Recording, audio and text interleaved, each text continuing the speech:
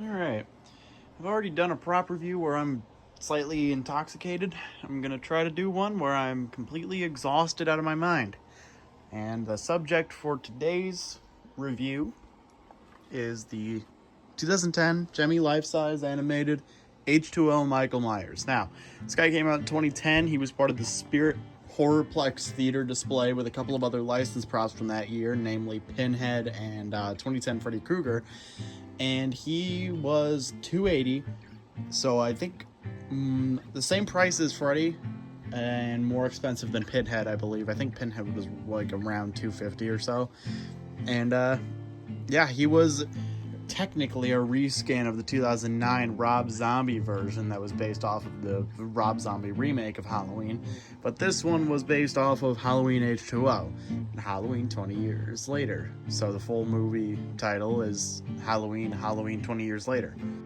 Okay, it's currently the next day. I am going to actually say this now. Despite him being technically licensed after H20, he really more resembles his original incarnation from Halloween 1978, more so than the goofy-ass mask than he had in H20. Later, the Whoa You Michael Myers was also based on H20, and that one actually looked more like the H20 Michael Myers, but this one, I think they really just licensed it after that because that movie was, like, coming out. I think that's a similar reason why they specifically licensed him after Scream 4, just because it's the movie that was coming out. But really, he's not as much an H20 Michael Myers as he is just Michael Myers. Which, thank God. Yeah, he kind of has the more classic Michael Myers look with the white mask as opposed to the gray mask in the Rob Zombie version. I prefer this version. This is probably still the best Michael Myers animatronic that we've gotten to date. I would argue the CCL one from last year came pretty close to beating him out, but that soundtrack, man. And he still has the same issue that every modern Michael Myers prop has, where they position the fucking knife downwards instead of upward, and it looks really dumb. Yeah, this guy, he had it. They understood what made him intimidating on the original one. So I got mine for $250. I got him from the same guy that I got Ghostface, Demonica, Thrashing Clown, who's over there somewhere, Zombie Swing Girl, Dawn of the Dead, and Smoldering Zombie from. I think I've probably got a couple more things from him. Yeah, I got him for $250 from him, same as Ghostface. He needed not that much repair. I needed to fix the arm mechanism, which I'll get to that in a minute. And I forget I don't even think I needed to fix anything else, actually. I think he was pretty much just fine. Apparently before he got to the owner who I got him from, he was part of a collection of a lady who owned a bar, and she sold this guy a Jason and him, among a bunch of other things. Yeah, so I got him when I was fixing that guy's Rob Zombie Myers that he might have bought in stores, I forget. And this right arm is actually from that Rob Zombie Myers. Now, this one originally didn't have the knife. It just had like a wooden, I don't know, a heavier knife in his hand that the bar person put in for some reason. And the dude didn't really care about the knife, so in return for me fixing his Rob Zombie Myers, because it like, the arm didn't move, I don't think the torso moved, I think the eyes were, I know, broken. I think I still have some clips kicking around from that. I think they ended up in the random clip repository. So yeah, in return for me fixing him, part of the deal was, I got him for like a good price, and he let me keep the original knife from his Rob Zombie one.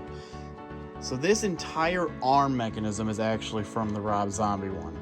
From the elbow downwards, because I didn't feel like fixing it originally, and I wanted to get him his Rob Zombie back as soon as possible, and he had a working arm mechanism, so I literally just took the arms off and swapped them around. So this is a Rob Zombie Myers mechanism. There isn't that many differences between the mechanisms. The only difference that I really noticed was that I think the H20 one had an extra capacitor on it, but you know, I didn't really care about that much. So yeah, I put this one on here, and this one was originally broken. I think it was like either a belt or a gear or something, I forget. And then I fixed that up, and it's fine. The only thing is, it's a little longer than his other arm, but that's whatever. Eventually I'll find a way to fix that, I don't know. But I don't really care that much for the time being. He works. The 2010, the H20 Myers had a slightly lower pitched theme than Rob Zombie did, and I think it sounds a little bit better personally. Other than that, as far as programming and stuff goes, they're the exact same props. They pretty much shared the same circuit board. I believe they move the exact same as well, as far as I'm aware. Yeah, not really much else to say. I mean, he's a really amazing prop. I love him. He's my favorite Michael Myers prop to date. I do like him better than the Rob Zombie version, just because I'm not a huge fan of that design, really. Yeah, he just has the song, breathing. The costuming is really nice. It's a Gemmy license prop. Of course the costuming is going to be nice. Shit, their non-licensed props had really nice costuming. Yeah, the jumpsuit is very good quality. I'm gonna bring him to LSIP this year, and I think I might just like literally shove a piece of foam over his speaker, just so that it'll be a little bit quieter, because I don't want his theme just blaring. I don't know. Or maybe I'll just put a resistor on the speaker or something. Shit, I could even, I might have a spare potentiometer kicking around somewhere. I could just give him like an aftermarket volume control system. Either way, I don't know, I'm gonna do something like that. Here's a demo.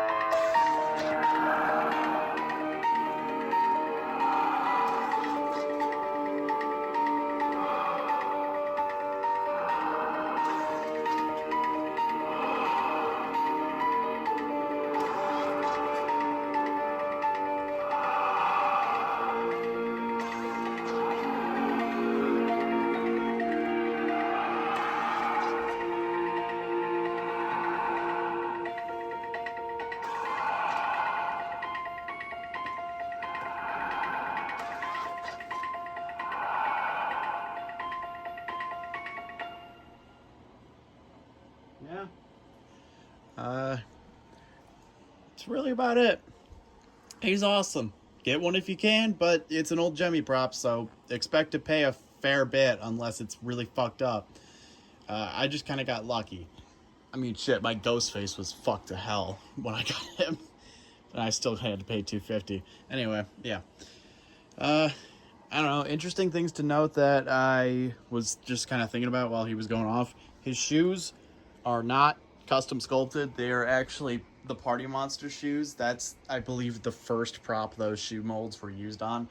Then they got reused on the Brain Monster, and I don't think they were used on anything else. I don't know.